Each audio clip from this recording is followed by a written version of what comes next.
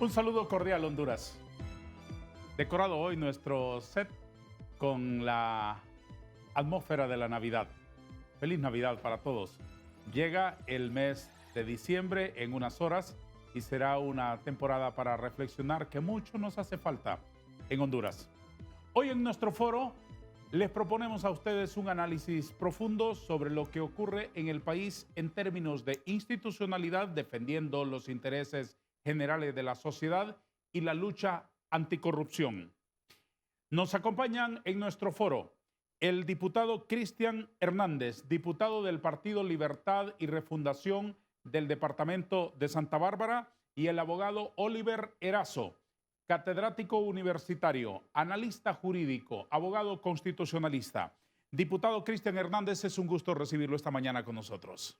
Gusto es mío, Darío, de acompañarle en este espacio visto en todo el país y dispuesto pues a colaborar, si es necesario, en este espacio sobre los temas de la realidad nacional. Le agradezco muchísimo. Abogado Erazo, es un placer recibirle de nuevo. Días, muchas gracias por la invitación, licenciado Darío. Pues igual, un saludo, señor diputado, y a la población hondureña, que pues nos disponemos ya a terminar esta recta final del año y pues necesitamos que vuelvan a avivar esas esperanzas los padres de la patria para encontrar esa ruta de la institucionalidad. Muchas gracias. Vamos al tema. La acusación penal contra el presidente del Comité Central del Partido Nacional, ¿cómo debe interpretarse? Es un expediente que ha salido y que estaba engavetado por las autoridades del Ministerio Público que vacaron en sus puestos. Me refiero a Cibrián como fiscal adjunto y a Chinchilla como fiscal general. Recuerde que ya ha habido una línea de investigación en relación a este tema y lo que han hecho ahora las nuevas autoridades es desengavetar esos expedientes y darles el trámite que corresponda sobre los casos mencionados de corrupción que hemos durante todo este tiempo escuchado del pueblo hondureño y desde los que en los diferentes espacios como los medios de comunicación, las redes sociales, la gente exigía esa justicia que no se ha tenido y que hoy pues hay luces respecto a que pueden cumplirse todos los procesos de investigación y de judicialización en los casos de corrupción más emblemáticos de este país. Un entendido en derecho, catedrático, formador de abogados y hombre sereno como usted, ¿cómo interpreta esta acusación del Ministerio Público contra el presidente del Comité Central del Partido Nacional? Interesante pregunta, y más en el tiempo de polarización política que hay en este momento. Interpretar un anhelo de la población hondureña, una demanda social de la población hondureña, sería muy atrevido en decir que es persecución política a secas. Muy atrevido. Pero sería demasiado beneficioso para autoridades que no están revestidas de la legalidad y de la constitucionalidad debida, hacerles un hueco para que puedan excederse en el ejercicio de sus facultades y de sus funciones. Y voy a explicarlo. Miren, decía el honorable diputado, casos que han estado engavetados. Y he escuchado ese discurso muy bien acuñado por parte del oficialismo. Les digo yo, pero ¿quién los tenía engavetados? Y hagámosle una memoria histórica, un recordatorio al pueblo hondureño. Vamos a ver.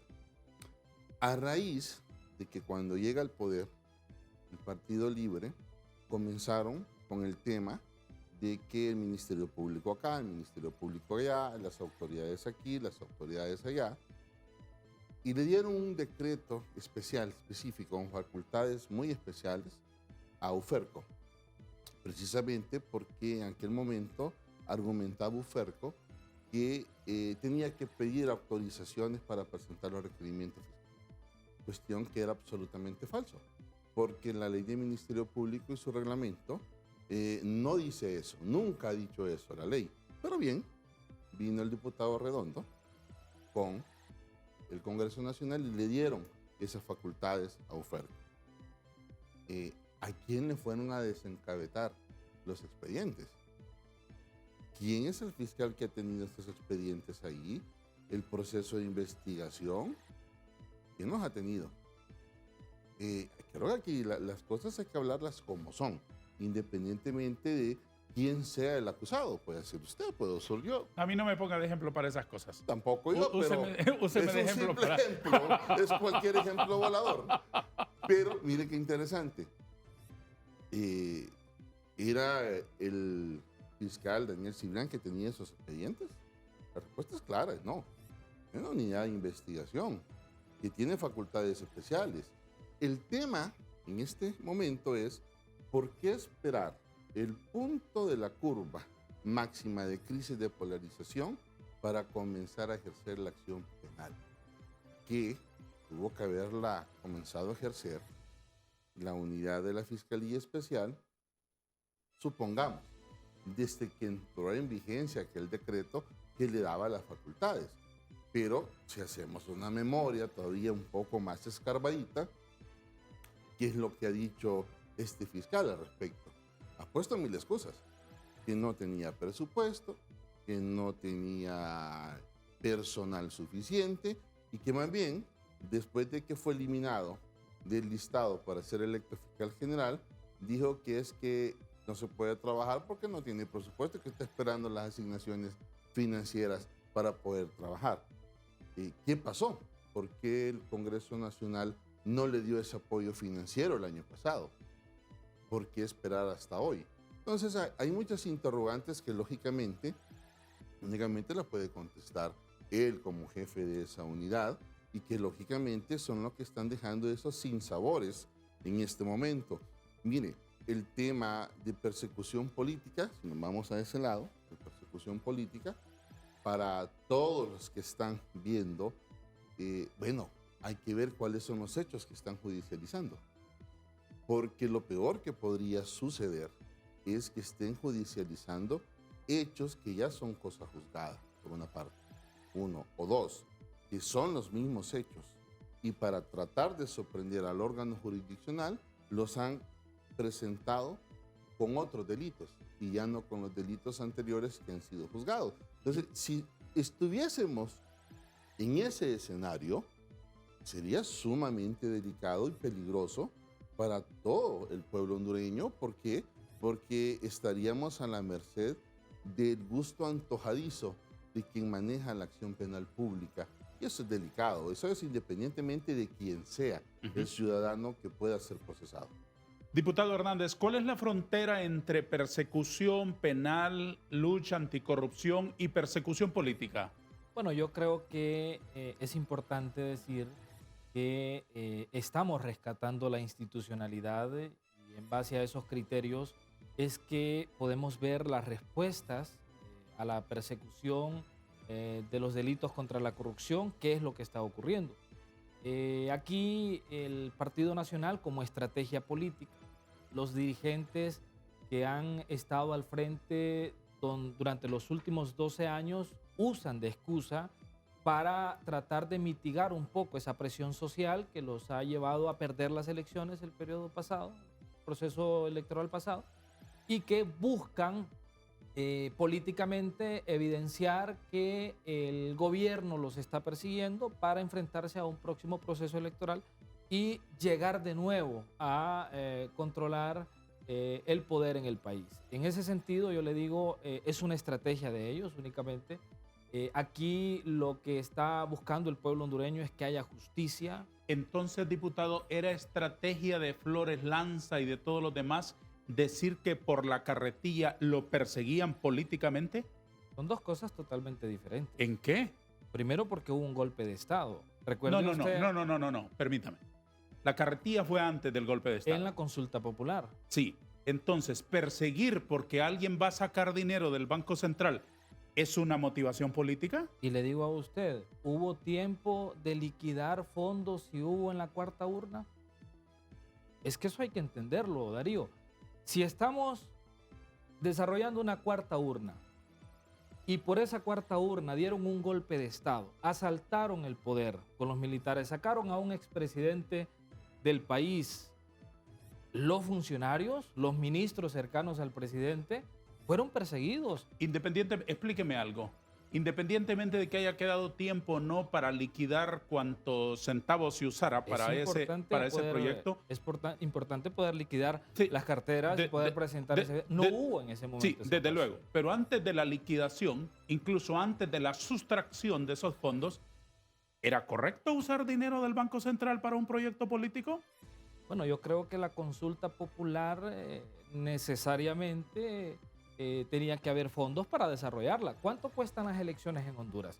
Y cuando hablamos de que el Consejo Nacional Electoral ahora, antes Tribunal Supremo Electoral, ha desarrollado las elecciones, es arriba de los 2.000 millones de lempiras. ¿Un proyecto prohibido por el Poder Judicial? Es un proyecto de consulta popular. Creo que aquí el consultarle al pueblo siempre ha sido un problema para las élites, para los grupos de poder, y llevaron toda esa matriz mediática, ¿no?, a entender que la cuarta urna era el continuismo del comunismo, el instalar una dictadura, y toda esa matriz mediática se convirtió en que finalmente dieran un golpe de Estado. Pero aquí creo que lo más correcto, y el abogado podría compartir ese criterio, de que hay que consultarle al pueblo. Y eso era una consulta si en el proceso electoral general hubiera una cuarta urna para irnos a construir una nueva constitución, hacer una nueva constitución. Retome, diputado, el hilo de su argumento. Solo quería puntualizar en eso porque ese rollo de que me persiguen políticamente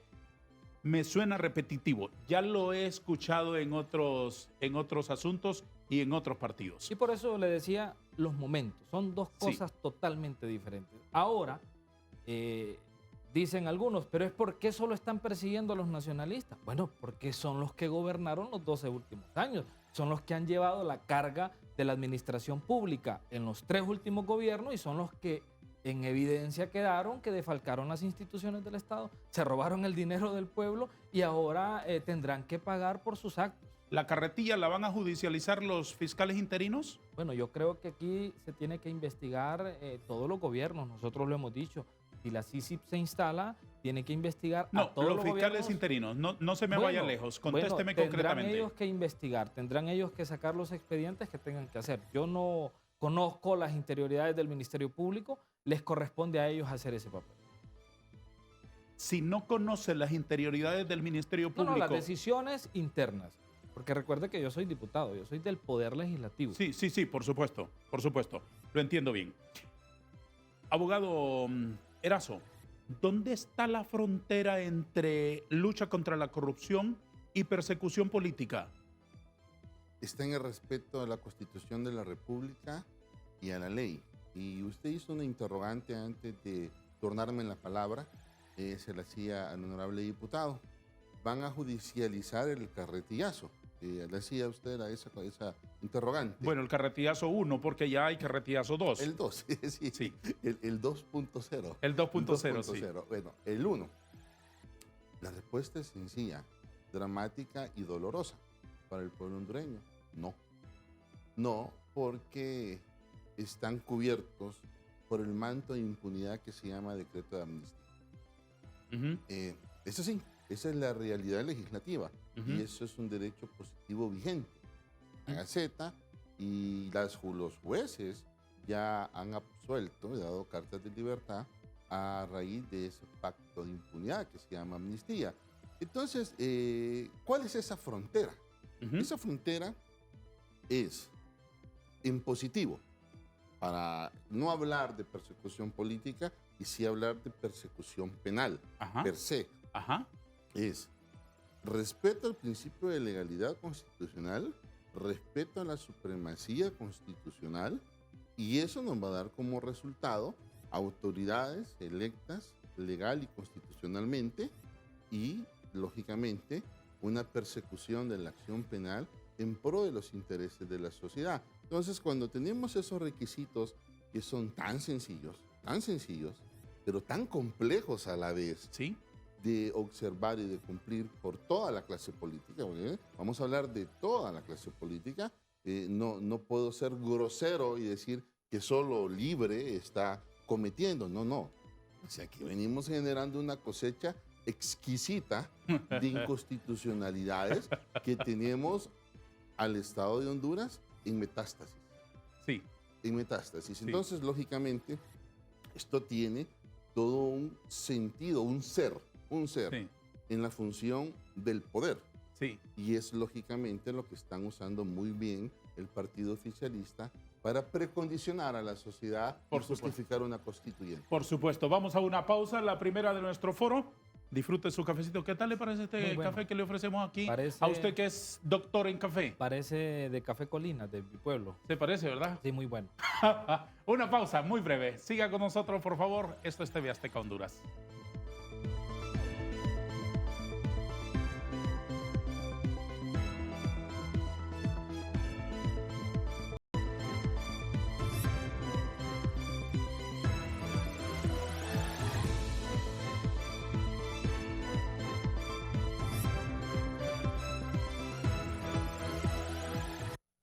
Se ha dicho que este caso de la acusación, tengo aquí una imagen del documento, por cierto, que llevaron los fiscales ante,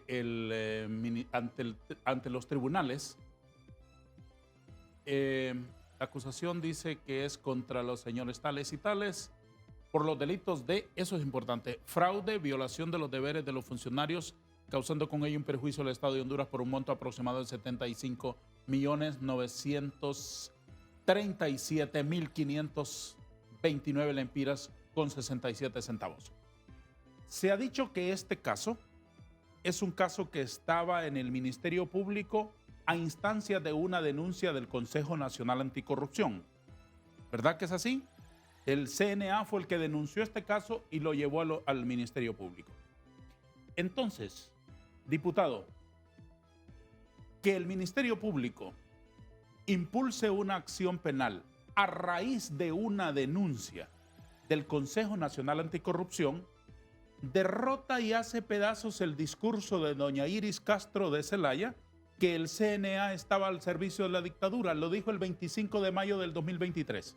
¿Está usted de acuerdo con eso? Bueno, yo creo que aquí debemos de partir del hecho que todos los casos de corrupción sean investigados y judicializados y si hay denuncias que constaten con documentación, con investigación, se debe de proceder. Una cosa es los expedientes investigativos y otra cosa es el discurso mediático para intentar desestabilizar acciones de gobierno y por supuesto colaborar para que haya un golpe de Estado. Esas son dos cosas muy diferentes. Yo creo que aquí lo que deja en evidencia es que el Ministerio Público, tal como lo apuntaba el abogado, no ha tenido la capacidad ni presupuestaria ni intencional por parte de sus autoridades de que haya una verdadera investigación. Eso es lo que nos deja en evidencia. Quien lleva la carga de investigar y de acusar, de llevar la acción penal es el Ministerio Público, no es el CNA. Pero vemos que es un expediente que ha entregado plenamente investigado al Ministerio Público. Aquí lo que nos deja es que la institucionalidad no ha funcionado, que nos deja claro que el Ministerio Público ha estado secuestrado por todos estos años. Hay que separar dos cosas. Una es el discurso mediático, político, institucional que pueda tener el CNA y otra cosa son los expedientes. Yo le digo, si en este gobierno existen funcionarios que atenten contra la administración pública, que se roben dinero del pueblo, tendrán que pagar por sus actos, tendrán que ser investigados y judicializados. Esas son dos cosas muy diferentes y me parece que es importante lo que está ocurriendo. Estoy de acuerdo con usted. Y debería servirles de espejo. Claro. Debería servirles de espejo. Porque usted, bueno, no usted es diputado. Todos los funcionarios del actual gobierno deben ver esos espejos. Pausar un poco la borrachera esta de poder que tienen ahora muchos funcionarios y saber una cosa sencilla: el poder no es eterno. Van a caer. Algún día van a descender de las prados blindadas donde andan. Algún día van a descender de los cargos que tienen temporalmente, muy fugazmente. Algún día. Y yo lo he dicho. Algún día. y yo lo he dicho, Darío, que la política nunca va a terminar. La política le gusta al pueblo hondureño, nos gusta la política. Lo que cambian son los actores. Sí. Yo le puedo decir, mirábamos a un funcionario del gobierno nacionalista de los 3 últimos procesos, creérselos todopoderosos. Sí. Tener el control absoluto Sí. y creer que nunca Borrachos de sus poder. acciones Sí. iban a ser Sí. en algún momento perseguidas. ¿Por qué? Porque se ha tenido la costumbre de que si tengo el Ministerio Público, si tengo la Corte Suprema de Justicia, el brazo Sí. de la justicia jamás me va a alcanzar. Sí. Yo creo que es importante Sí. entender eso. Aquí Igual piensa Libre ahora, que porque tienen la Corte Suprema de Justicia, no, porque pero no tenemos la nombraron... Corte Suprema de Justicia. Claro que sí la tienen. No la tenemos. No me venga con historias. Usted no me va a enseñar el Padre Nuestro siendo yo papa. Mire, Usted no me va a enseñar a jugar Maules siendo yo el le puedo campeón de decir Maules algo. en la escuela. Aquí, y usted como político lo sabe, aquí es en la mesa de acuerdos y consensos. Cuando usted me dice que Libre tiene la Corte Suprema de Justicia, Es obvio. es que tiene el control absoluto de la Corte. No. Lleva la administración, a través de la presidenta, de la Corte Suprema de Justicia. No use eufemismo para querer escapar de la verdad. No, aquí, y es que es importante aclararlo, Darío. O sea, cuando usted nos dice, esa es la matriz mediática que busca muchas veces. ¿Por qué me dice a mi matriz mediática? No, le digo los ¿Qué me quiere criterios decir a con través de eso? los grandes medios de comunicación. Los ¿Qué me quiere fuertes decir con ataques- eso? No, los fuertes ¿Quiere usted ataques- cuestionar el criterio editorial de TV Azteca? No estoy cuestionando, estoy diciendo. Hable claro. Estoy diciendo, no, y estoy hablando claro, y le estoy diciendo por eso. Eso es importante. Sí, pero es que no aclarar. use eufemismos. No se vaya por Por eso el quiero- ruidito ese. por eso Déjeme quiero- hablar, déjeme hablar. Yo soy el moderador de este programa. Déjeme hablar. No se vaya, porque no le voy a permitir una irresponsabilidad con nosotros. Si hay foro honesto, es este. Si No hay he- periodismo honesto, es este. No he dicho que. Si su hay periodismo no sea donde se le honesto. preguntan a los ministros cuánto vale la libra de pollo, es este. Que respondan como respondan ustedes no es mi culpa. Que le quede claro. Entonces ese jueguito de palabras de matriz mediática o lo explica bien o no lo use aquí. Te lo digo. Primero, no estoy cuestionando su periodismo ni estoy cuestionando al medio de comunicación o a este espacio en particular. Estoy diciendo, y es importante poder aclararlo, no voy a quedar con ese criterio que dice que Libre controla la Corte Suprema de Justicia. No es cierto, no es cierto. Por muchas razones no es cierto.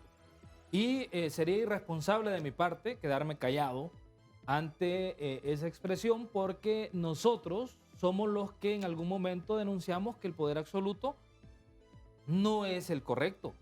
Y Libre no tiene el poder absoluto, Darío. Libre controla el poder ejecutivo. No tenemos ni el consenso para la mayoría simple en el Congreso Nacional. Así lo decidió el pueblo. Bueno, por eso le digo, no tenemos nosotros, o sea, que digan que Libre tiene el poder absoluto, que tiene ahora el control del Ministerio Público, que tiene el control de la Corte Suprema de Justicia. No es cierto. Y me veo en la obligación de rebatir eso en cualquier espacio posible porque, repito, hemos sido uno de los abanderados en que el poder absoluto no viene y trae cosas buenas al país. De acuerdo, Y eso corrompe lo he absolutamente. denunciado. Totalmente. Corrompe absolutamente. Gracias, diputado, por su explicación. ¿Habrá más casos como este de Chávez Madison en contra de líderes importantes de partidos políticos opositores? Creo que sí, creo que habrán tantos como las lucecitas de Navidad que hay ahorita en el mercado, ¿no? Le voy a recapitular un poco porque estaba prestando mucha atención en lo que decía el honorable diputado. Y es interesante como este caso que usted muestra a la población fue línea de investigación del CNA. Sí. Miren qué interesante. Y como esa línea de investigación, hay muchísimas Hay más. muchas otras, sí. Muchísimas Sí, más. O claro. sea, todos los hondureños, es un hecho notorio, no es algo nuevo, que han llevado cajas enteras de Sí. líneas de investigación. Sí, ¿A dónde las han llevado? A oferta. ¿A dónde quién? A donde el mismo fiscal. sí. Bien, vamos a ver. Mire qué interesante. Usted, la pregunta eje de su programa el día de hoy es, ¿dónde está la frontera entre la persecución política y la persecución de la acción penal pública? ¿Qué ha hecho el CNA?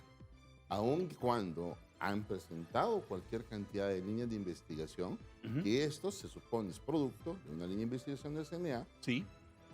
ha ido a presentar una acción de inconstitucionalidad por el nombramiento de fiscales interinos. Sí. ¿Sí? Y Sí. por eso le decía yo a usted, le decía al diputado, que la frontera precisamente en positivo es el respeto al principio de legalidad y de Ajá. supremacía constitucional. Sí. Y CNA lo ha asentado. Es cierto, y nosotros hemos presentado líneas de investigación, pero queremos que fiscales constitucional y legalmente electos sean los que ejerzan las acciones. ¿Los fiscales interinos carecen de legitimidad, doctor Erazo? Totalmente, totalmente. Mire, forzar unilateralmente la interpretación de la Constitución es una inconstitucionalidad y eso ya es una cosecha pasada. No es nuevo, no es nuevo en el ejercicio del poder, porque también hay que decirlo con mediana claridad. 1, 2, 9 no pueden usurpar el poder de 86. Ahí es donde un erudito del estudio de la Constitución como usted ve la flaqueza en que fueron 9 personas reunidos alrededor de una mesa, hay que decirlo claramente, don Carlón y 8 amigos. Don Carlón y 8 amigos nombraron fiscales interinos. ¿Eso es una falla constitucional? Absolutamente es una falla constitucional. ¿No tenían ellos potestades para hacerlo? No tenían y no se daba el precepto, el requisito que establece el precepto constitucional, que era la falta absoluta.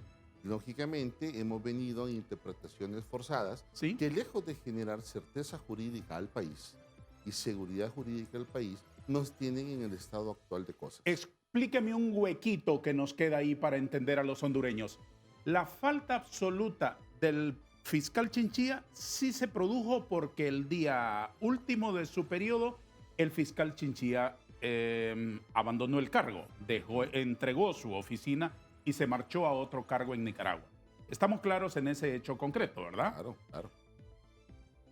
Se argumenta que él no podía ser sustituido o suplido por el fiscal adjunto porque la suplencia del fiscal adjunto solo lo permite la ley durante los 5 años de vigencia de su periodo.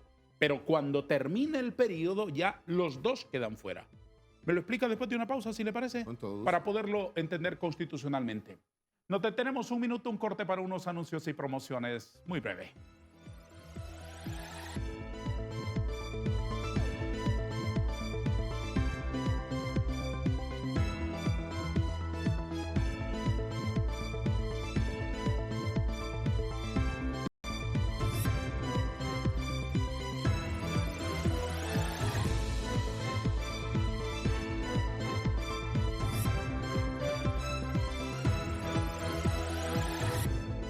Explíqueme, profesor Erazo, ¿por qué había falta absoluta en el Ministerio Público? No existía falta absoluta. Perdón, ¿por qué no existía falta absoluta? Muy bien. Ya la Constitución le indica a usted que a falta del fiscal general asume el fiscal adjunto. Fiscal adjunto había.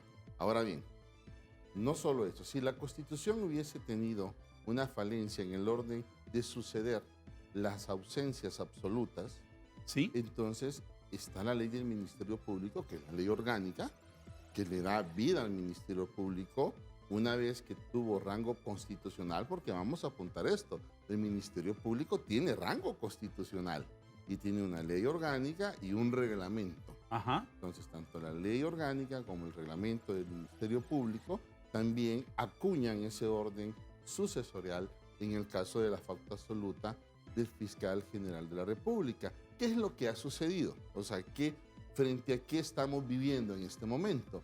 Y voy a utilizar el término del diputado.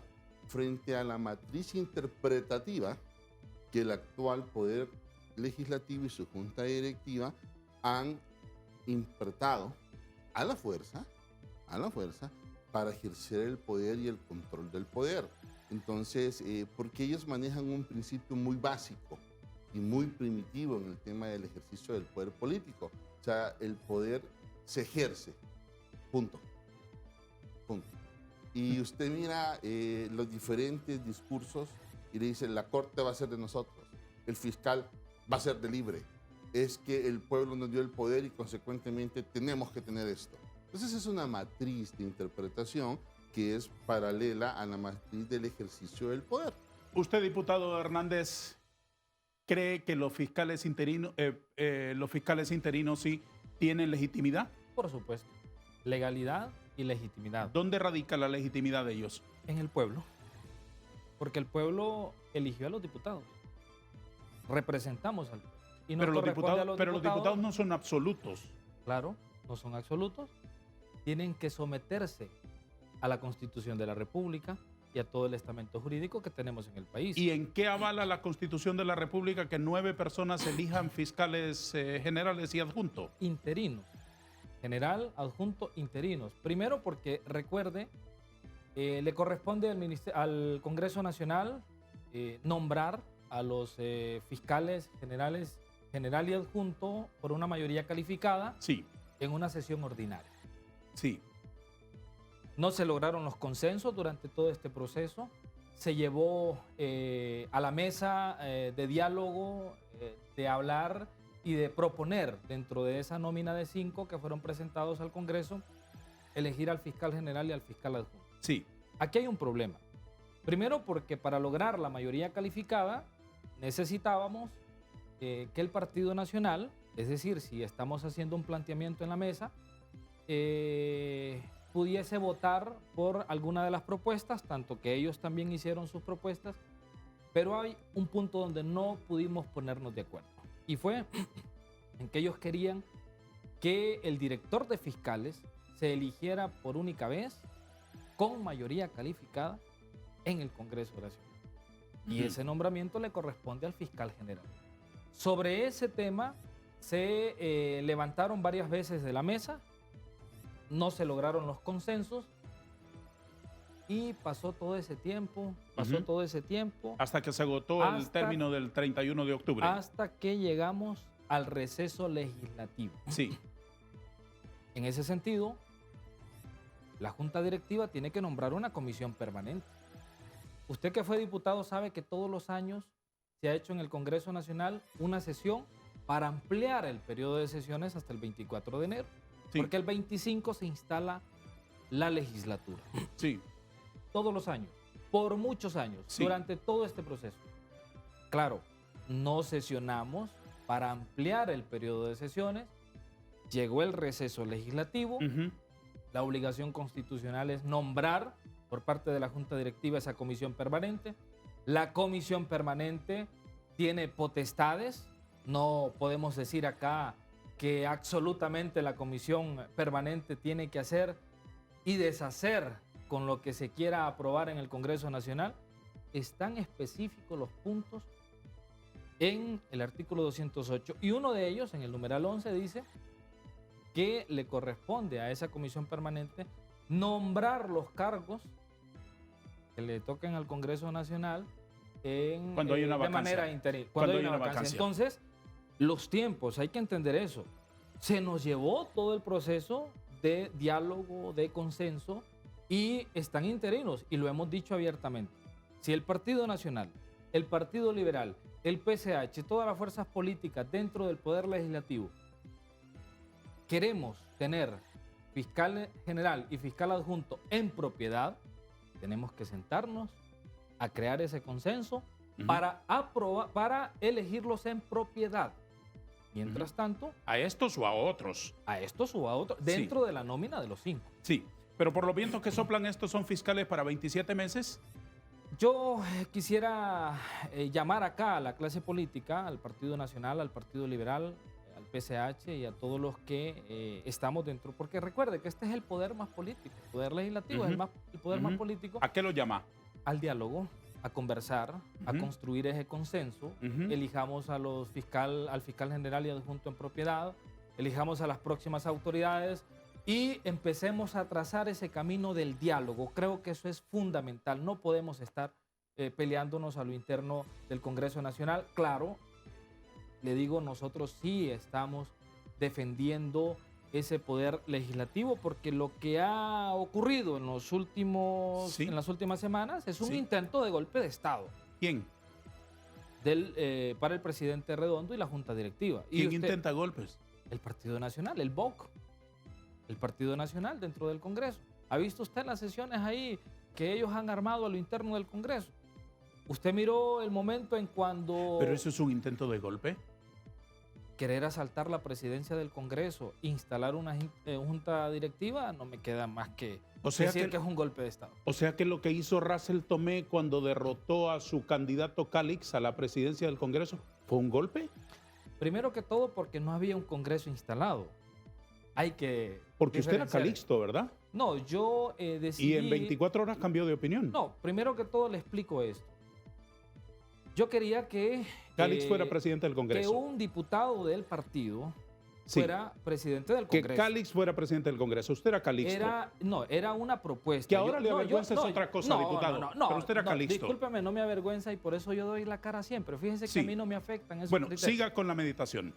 No, es que tengo que aclarar. Sí, porque, siga con la meditación. Primero que todo, no había un Congreso instalado. Sí. Estaba en el proceso de instalarse una Sí, junta entonces lo que directiva. Russell hizo fue un golpe. Es que no había... Bueno, más Congreso. allá de lo físico, porque golpe sí dio, golpe físico sí Bueno, dio. golpe físico, pero es que no hay un Congreso instalado. No podríamos decir que golpe de Estado. O sea, son dos panoramas totalmente diferentes. Muy bien. Aparte de las consideraciones constitucionales que me ha hecho sobre la legitimidad de los fiscales La generales legitimidad la da el pueblo, la legalidad la da el Congreso Nacional eligiéndolos de esa manera. y fiscal adjunto, aparte de esas consideraciones constitucionales, diputado, desde el punto de vista ético, ¿a usted le parece correcto que a los fiscales de la nación lo nombre un grupo de diputados entre los cuales hay 2 condenados por la justicia? Bueno, yo le digo, aquí el que tenga que deber en base a la justicia tendrá que pagar. Yo, No, ¿le parece ético el hecho de elegir fiscales? es que no me corresponde a mí decir eso. O sea, hay que decirlo Ok, claro. vamos a es otro el asunto. Ministerio Público. Si aquí hay Vamos algo, a otro asunto, no lo voy a incomodar. abogado Erazo, Sí, vea, hablaba yo de la matriz interpretativa que expuso clara y extendidamente el diputado. Amable, ¿verdad? no, hijo de Amable. Índole. En todo caso, este sería como Amabilito. Amabilito, Junior. Sí. ¿Qué sucede?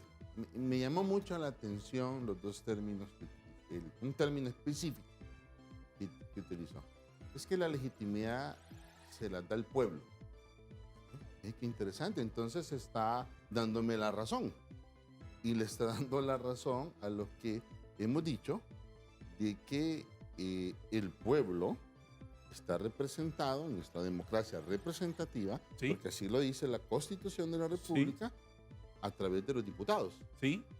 Y la Constitución misma establece que para este tipo de elección se necesita un quórum. El constituyente patrio Sí. estableció un quórum de 86 votos. ¿Y qué quiere decir con eso? Estos 86 votos representan el pueblo. ¿Sí? Entonces 9 no pueden usurpar la voluntad Ah, del pueblo. Y correcto. es por eso que alguien que ha vivido en democracia por muchos años, como la embajadora de Estados Unidos de Norteamérica, dijo, es un momento muy triste sí. porque 9 han impedido, un grupo pequeño, han impedido que el pueblo representado en esos 86, pueda participar en elegir fiscales. ¿Cómo interpreta usted las declaraciones de la embajadora Dogu? No, nada más es una descripción simple y sencilla de lo que 10 millones de hondureños, o casi 10 millones de hondureños, hablamos todos los días. ¿Y a usted qué le parecen esas declaraciones? injerencia. No tiene por qué ella estar interviniendo en los asuntos internos del país. Que hayan estado acostumbrados a tener a Honduras como el patio trasero, que se los permitió en la dictadura de Juan Orlando Hernández, es otra cosa. ¿Usted es anti-Estados Unidos? Antineoliberal, antiimperialista. Creo que sí, Honduras debe de tener relaciones con todo el mundo, relaciones con Estados Unidos, pero no comparto el hecho de que la embajadora de Estados Unidos y Estados Unidos propiamente esté acostumbrado a querer decidir y definir cuál es la política interna del país. Creo que esa es una falta de respeto al pueblo hondureño y una falta de respeto a este gobierno. Cuando Estados Unidos aprueba la cuenta del milenio y aporta tanta plata a Honduras, ¿le parece injerencia también? Es que no tiene nada que ver. Ah, no tiene nada que No ver. tiene nada Cuando que dan ver. dinero no tiene nada que ver. Es como que vengamos y estemos en desacuerdo cuando nombran al presidente del Congreso de Estados Unidos. Yo creo que es totalmente irrisorio, es totalmente diferente. Allá no lo nombran a patadas. Es que no es ese el criterio. Aquí No ese es el criterio. No ese es el criterio. Vamos a una pausa porque prohibido olvidar que somos empresa privada, afortunadamente.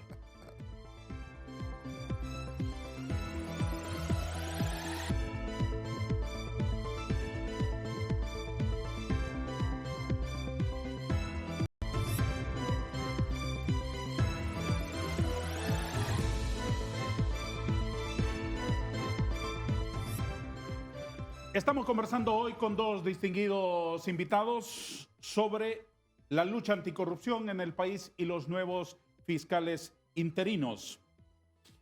Queridos señores, ustedes han escuchado en las últimas horas, hablando del combate a todo lo ilegal y todas las cosas que ocurren en este país, que la subsecretaria de Seguridad, Yulisa Villanueva, ha revelado que armas y municiones del gobierno se usaron para matar 46 mujeres en la cárcel de Támara. ¿Cómo recibe usted esa revelación, diputado Hernández? Bueno, si ella tiene acceso a esa información... es obvio que tiene acceso a esa información. Entonces, deberá de procederse al respecto. Yo sí le digo, no es extraño que este tipo de situaciones ocurran en el país porque hubo un secuestro a las instituciones del Estado. Recuerda que nosotros denunciábamos que las Fuerzas Armadas, que la Policía Nacional, los escuadrones de la muerte operaban en el país, el tráfico de armas, el tráfico de drogas. Esos nos llevaron a ser un narcoestado.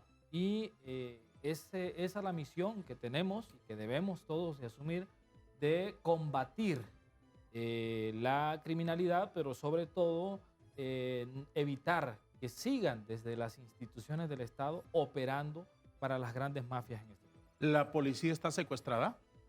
La policía y toda su estructura ha estado secuestrada, el ejército, por supuesto, y esto es sumamente grave y fuerte. Yo le puedo decir, muchos no se arriesgan a decir de esto, pero nosotros siempre lo hemos denunciado. Ahora, el camino es depurar todas esas instituciones y en eso se está. ¿Usted cómo recibe esas revelaciones tan gravísimas de la subsecretaria de Seguridad, doctor Erazo?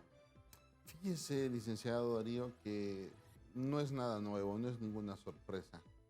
Cabalgamos en un estado donde la corrupción estructural está desde la cabeza hasta los pies y todos los procesos de supuesta depuración de diferentes instituciones han resultado a luces claras fracasados. O sea, realmente la situación del Estado de Honduras, y lo hemos hablado en otros foros que hemos sido invitados, es que o nos detenemos ya, porque no es que vamos a entrar a una descomposición, es que ya estamos en la descomposición completa. Entonces usted no confía en el policía para poner una denuncia, usted no confía en los elementos que vienen en un pick-up que dice policía militar, usted no confía en nadie absolutamente, porque sumado a ello, donde está la estructura y eje central de la corrupción es en la clase política. Ese es el gran problema. Y de ahí se comienza a nutrir todas las demás instituciones del Estado. Entonces, lo que revela la viceministra no es nada nuevo. Hemos sido condenados en la Corte Interamericana de Derechos Humanos por los mismos hechos, por la misma corrupción y por los mismos hechos violatorios de derechos humanos. Y eso no solo se ha dado en este gobierno, si esto lo venimos arrastrando endémicamente. Entonces, hasta en tanto realmente la clase política no se da cuenta que esta ola que ellos mismos han provocado lo va a cubrir, lo va a alcanzar y lo va a arrastrar corriente adentro, hasta entonces esto va a seguir en degradé. Diputado Hernández, ¿usted considera que el gobierno, el Partido Libre o gente del poder, como se llame, está persiguiendo al diputado Calix? Bueno, recuerde que las luchas internas en los partidos son normales. Cuando se fijan postulaciones, cuando en un partido existen los movimientos de cara a un proceso electoral, es normal que existan discusiones, debates y sobre todo intereses proselitistas. Yo sí lo he dicho en varios espacios y donde tengo la oportunidad, que en Libre debemos de resolver los problemas a lo interno. Debemos de definir, primero que todo, la responsabilidad que tenemos para dejar gobernar a la presidenta Xiomara Castro. Ya vendrá su momento donde tenemos que tomar movimiento y empezar a competir en el proceso electoral, pero llegará su momento. Y no significa que usted no se articule, no se estructure. Al final, el Libre tiene una estructura a nivel nacional de líderes. Hasta en la comunidad más remota usted va a tener ahí a un líder del partido, un dirigente del Partido Libre, como un dirigente del Partido Nacional. Pero sí es importante decir que cuidemos la responsabilidad que tenemos. No podemos estar en esos dimes y te dirés y buscando que aquel y el otro o la otra no sean candidatos o sean los candidatos al próximo proceso. Yo sí llamaría a la cordura a muchos ministros, muchos compañeros del partido que puedan responsablemente cuidar esta administración de la primera mujer presidenta del país y que llegará su momento donde nos enfrentemos en el proceso electoral. ¿Qué le parece que en el gobierno de la primera mujer presidenta es cuando más violencia contra las mujeres hay? Bueno, creo que no es que la presidenta viene y va a poder resolver, digamos, todos esos problemas. Yo creo que es un flagelo donde tenemos que sumarnos todos.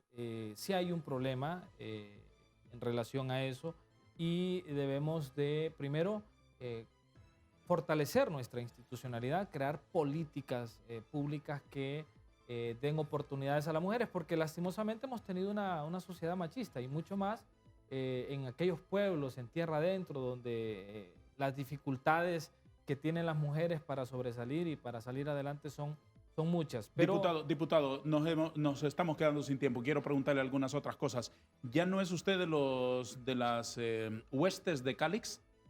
No. Yo estoy con la presidenta Xiomara, estoy con el presidente Redondo. ¿Por qué dejó a Calix? Bueno, primero porque recuerde, hay un proyecto de refundación. Cuando hay un acuerdo, nosotros hablamos en relación a ese tema y vimos que había una intención de establecer un Congreso Nacional mucho más allá de una propuesta que sea de un candidato del partido. Yo rectifiqué y lo hice público y ese es el criterio de un buen político, el que fije sus posiciones. Yo le digo, rectifiqué, lo hice público, firmé por el presidente Redondo y estamos ahora en el Congreso defendiendo este proyecto. ¿Van para la constituyente? No es el momento. Esa sí ha sido una propuesta del partido, de nuestra base, es una propuesta bastante sólida, pero no es el momento. ¿Cuándo será el momento? Cuando logremos establecer todos los criterios de diálogo. Recuerde que la presidenta recibió un país prácticamente destruido, una polarización política bastante fuerte. Creo que debemos de consolidar esa propuesta de consulta popular, de crear una nueva constitución cuando contemos con todos los acuerdos posibles, políticos, institucionales, empresariales. ¿Usted cree, doctor Erazo, que se camina hacia una constituyente con todo lo que ocurre en Honduras? Voy a evitar el suspiro que produjo aquí mi buen compañero diputado en este foro. Le hizo, cuando le preguntó si nos dirigimos, indiscutiblemente el proyecto, el ser de Libre, es la constituyente. La constituyente y todo lo que estamos viviendo son eslabones para llegar al punto crítico de la polarización. ¿Nos conducen a eso? Claro, y justificar un proceso constituyente que no es del pueblo, ni por el pueblo, ni del pueblo, ni por el pueblo. Y le voy a poner un ejemplo sencillo de esto. el alcalde municipal de Tegucigalpa Ujú. se aventuró a una consulta popular, electrónica, para el problema endémico que tenemos de tráfico en Tegucigalpa. Algo Ajá. durísimo. Ajá. Fue derrotado abrumadoramente por la población. y por más del 80%, ¿Y qué preguntaban? y que si quería el hoy no circula. Ajá. Cuestión que, mire, cuando yo lo mire, yo, qué malos asesores tiene el señor alcalde, porque esto es cosa juzgada constitucional. Lo intentó el expresidente Zelaya y le dijeron que no en la sala de lo constitucional, de una corte que era de él, precisamente. Sí. ¿Ok? Esta pregunta es inconstitucional, pero bueno, dejémoslo. Démosle, En no vamos a Twitter y en decir Facebook nada. no rige la Así Constitución de es. la República. Bueno, vamos a ver. Y lógicamente, mire qué interesante. Mire qué interesante, diputado. El ejercicio de la consulta se lo permite la ley de municipalidades. Sí, desde luego. Claro que sí. Entonces viene y la hace, y es muy motivado el señor alcalde, y dice, bueno, en la creencia de la matriz ideológica de que el pueblo los acompaña, ¿qué sucedió? Dijeron, hay una opción para esto y hay otra opción. Habían 2 preguntas, habían 3 preguntas. ¿Y el resultado? El 80% no. Y él mismo sale diciendo en los medios de comunicación que, bueno, a raíz de que... ¿Usted era del 80%? Claro, porque Seguramente. ninguna de las dos Seguramente. planteaba una solución. Por supuesto. Hablando de alcaldes, ¿su papá sigue siendo alcalde de San José de Colinas? No, está el vicealcalde, que es alcalde en funciones, Luis Ramón Perdomo. ¿Él renunció o pidió un permiso? ¿Cómo funciona eso? No, él pidió permiso a la corporación. Él está fungiendo ahora como director de Injupen. Ujú. Y el alcalde en funciones se llama Luis Ramón Perdomo, que salió electo vicealcalde del periodo. Señores, les agradezco mucho. Muchas He gracias. disfrutado mucho la conversación con ustedes. Les invito para que regresen cuando así lo estimen conveniente, si les ha parecido interesante la plática y sobre todo si les ha gustado el café que les sirven aquí. No, muchas gracias y con el mayor de los gustos volveremos. Diputado Cristian Hernández del Partido Libertad y Refundación del Departamento de Santa Bárbara y el abogado Oliver Erazo, un erudito de la Constitución de la República y analista jurídico, profesor universitario. Gracias y que tengan un buen día ustedes. Muchas gracias. Muchas Muy amable. gracias. Gracias. A todos también. Gracias. Adiós.